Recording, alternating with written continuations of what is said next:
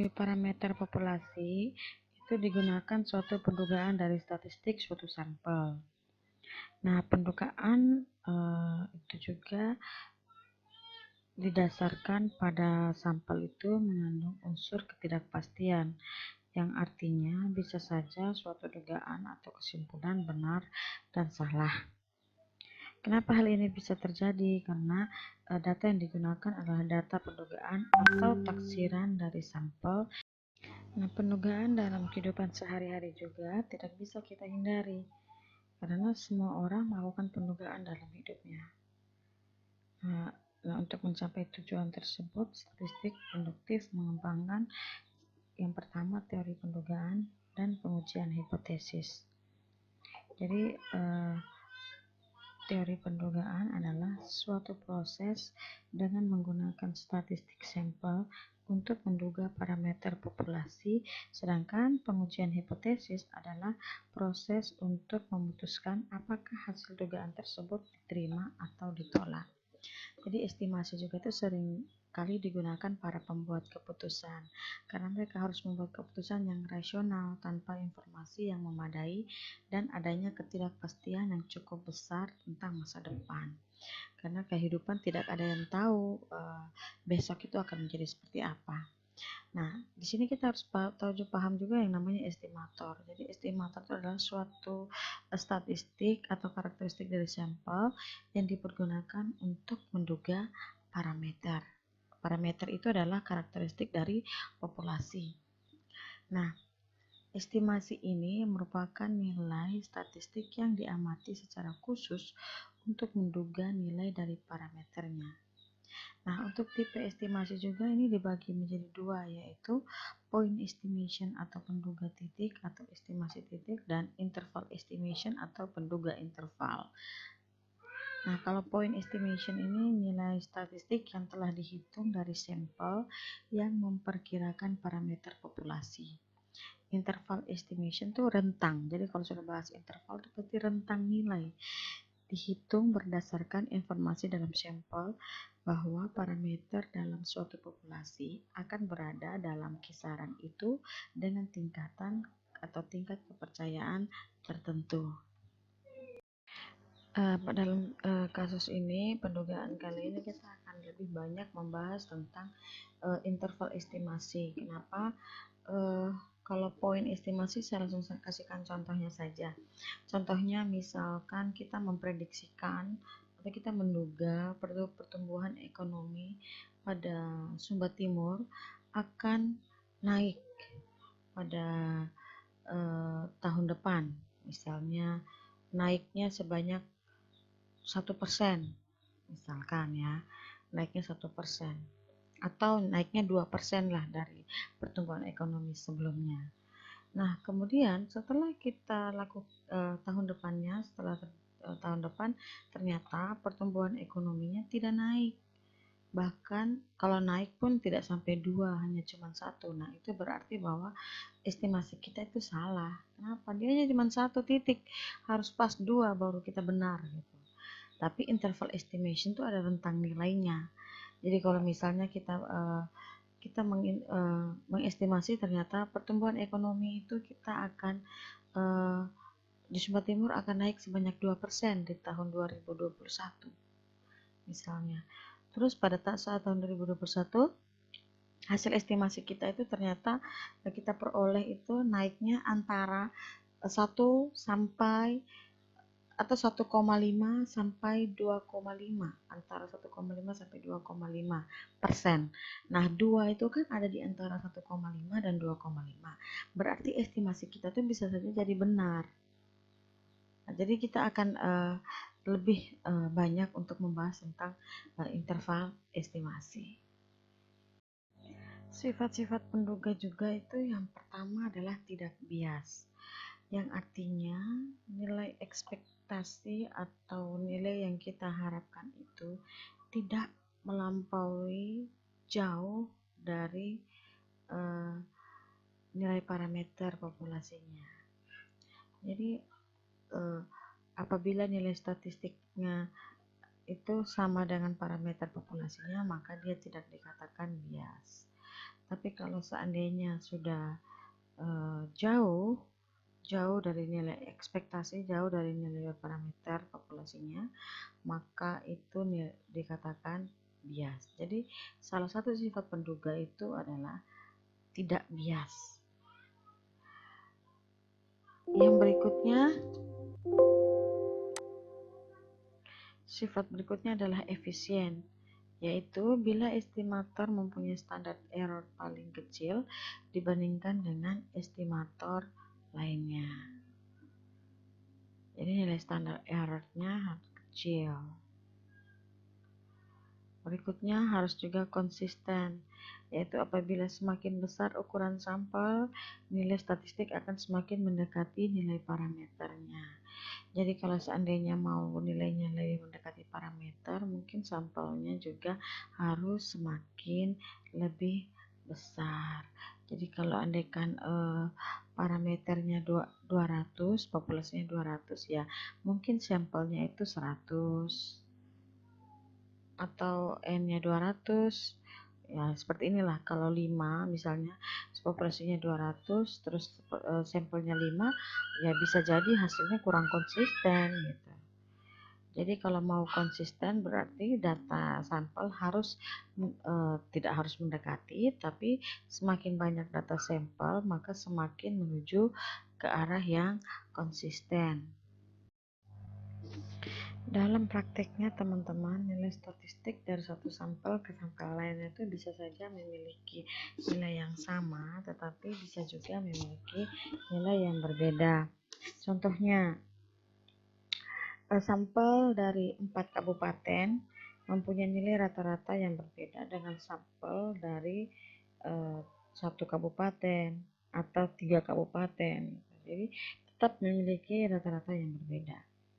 Jadi penduga titik atau penduga tunggal yang kita point estimation tadi kemungkinan akan berbeda dengan parameter populasi. Nah, jadi pendugaan titik itu tidaklah memberikan gambaran mengenai seberapa jarak atau selisih nilai dugaan dengan nilai sebenarnya.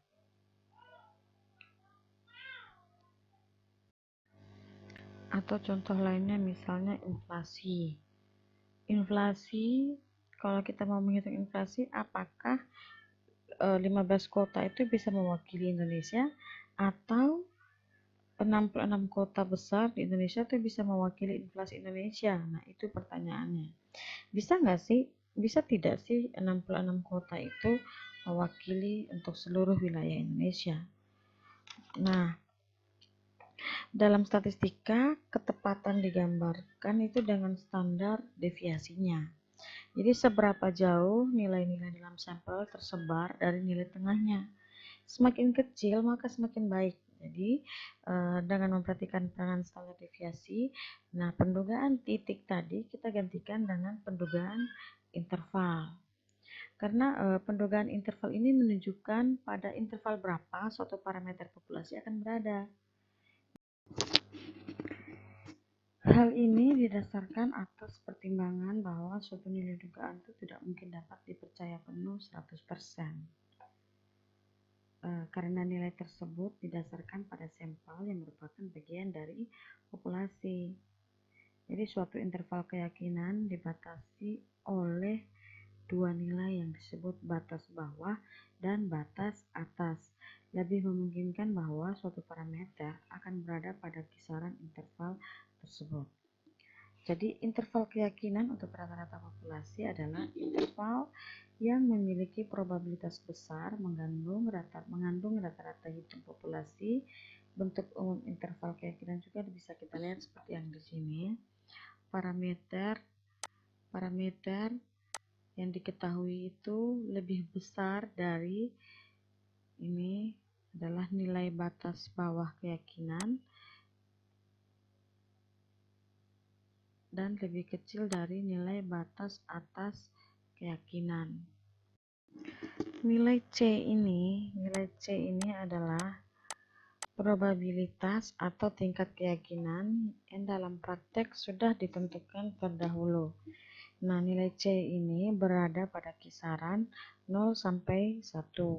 Apabila nilainya mendekati 1, maka akan semakin baik interval keyakinannya.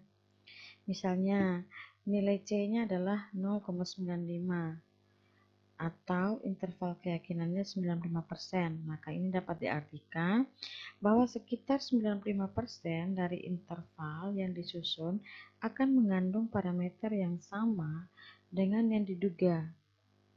Apabila C-nya itu 99%, dari interval yang disusun akan mengandung parameter sama dengan yang diduga.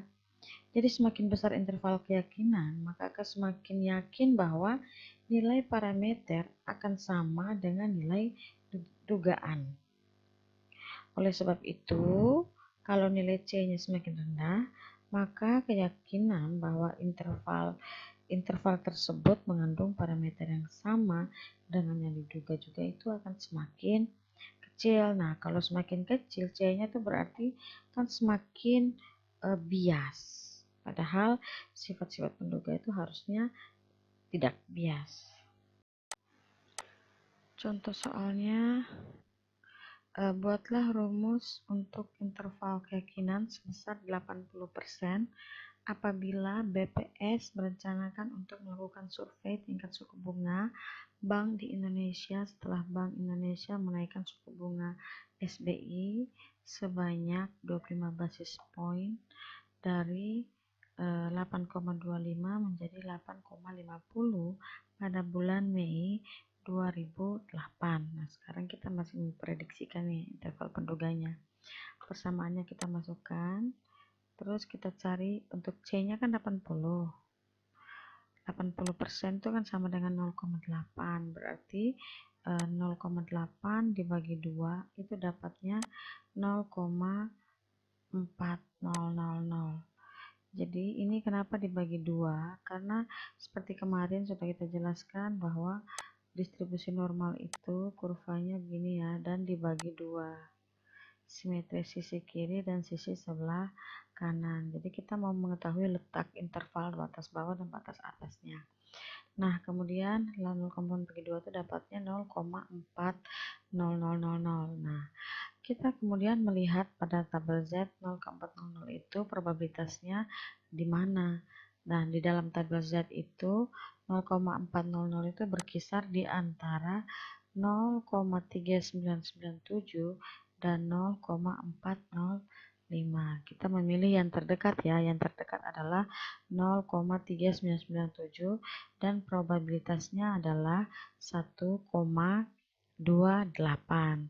Jadi untuk persamaannya, untuk interval, penduga intervalnya, kita bisa tahu bahwa Z-nya adalah berada di antara min 1,28 dan positif 1,28.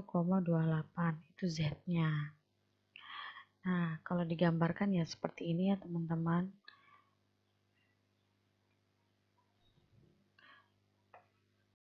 Jadi kalau di tabel Z, kita akan melihat 0,440 itu ada di mana?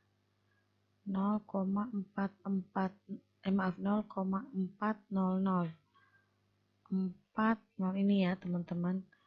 400 kan tidak ada, tapi yang ada itu adalah 0,3997 dan 0,4015. Kemudian yang paling dekat itu adalah dengan 0,4000 itu adalah 0,3997. Nah, ini ada di mana?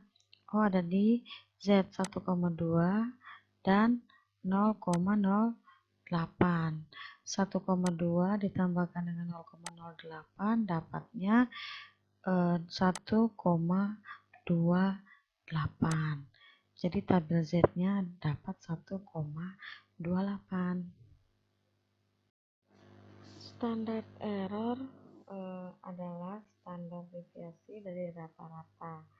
Nah, bila kita mempunyai beberapa kelompok data, misalnya kita punya 2 kelompok data, maka kita akan mempunyai dua buah nilai rata-rata. Nah, bila kita hitung nilai standar deviasi dari dari dua buah nilai rata-rata tersebut, maka nilai standar deviasi dari nilai rata-rata tersebut itulah yang kita sebut dengan nilai standar error. Nah, nilai standar error dari rata-rata populasi untuk populasi yang terbatas itu jika N sampel dibagi dengan N populasi lebih kecil dari 0,05. Itu untuk yang populasi, rumusnya ini populasi yang lebih kecil dari 0,05. Sedangkan untuk populasi yang terbatas itu jika N sampel dibagi dengan N populasi itu lebih besar dari 0,05. Contoh soalnya, standar deviasi laba dari 488 emiten pada periode Januari sampai September 2013 adalah 1 miliar. Ya, ini ya, 1.657.000.000. Apabila diambil sampel sebanyak 20 perusahaan yang melaporkan kinerja keuangannya tersebut, maka berapa standar errornya? Jadi kita tentukan N-nya itu 20, berarti N sampelnya itu adalah 20 perusahaan dan N populasinya adalah 488 emiten.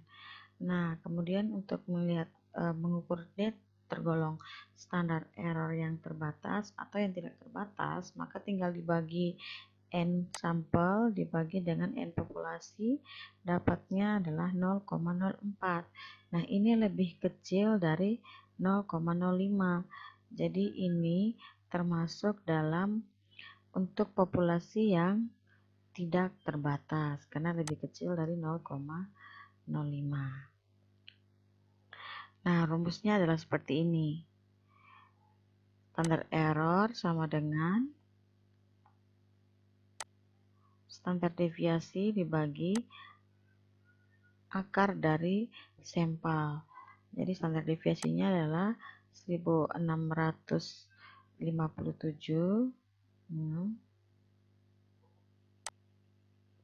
dan ukuran sampelnya adalah 20. Hasilnya adalah 1657 bagi 4,472 dapatnya 370,53. Itu standar errornya.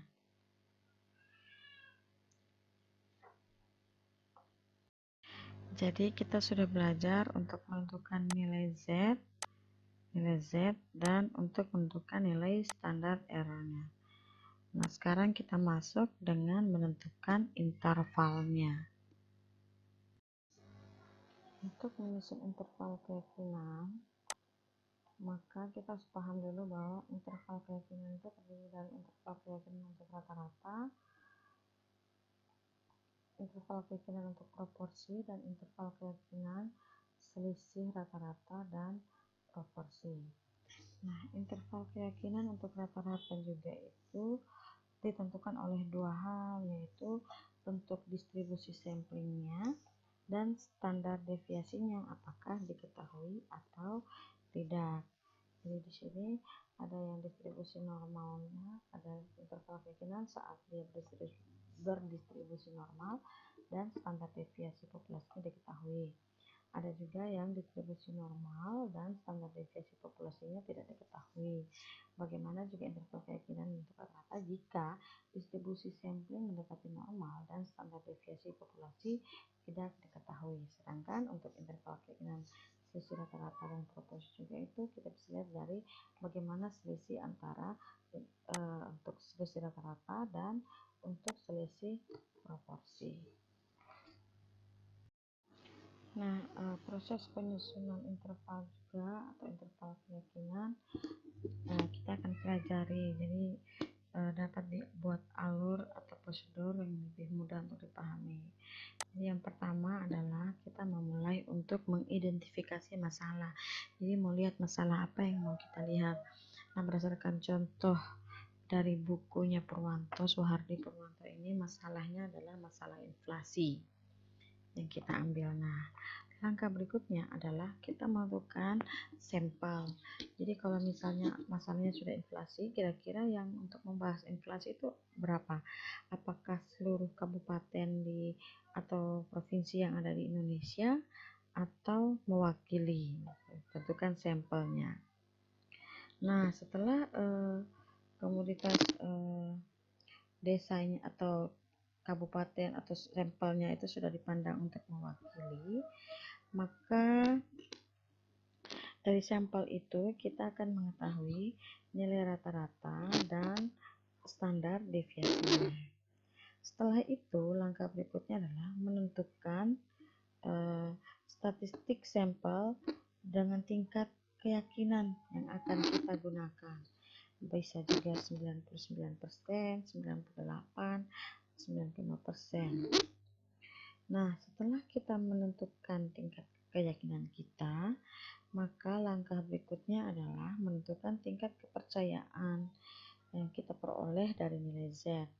Nah, tahap terakhirnya adalah membuat interval dengan faktor koreksi. Apakah populasinya itu terbatas atau tidak terbatas. Nah, penyusunan interval keyakinan untuk rata-rata juga ditentukan oleh dua hal seperti yang tadi sudah saya katakan, tergantung dari distribusi sampling dan standar deviasi dari populasi.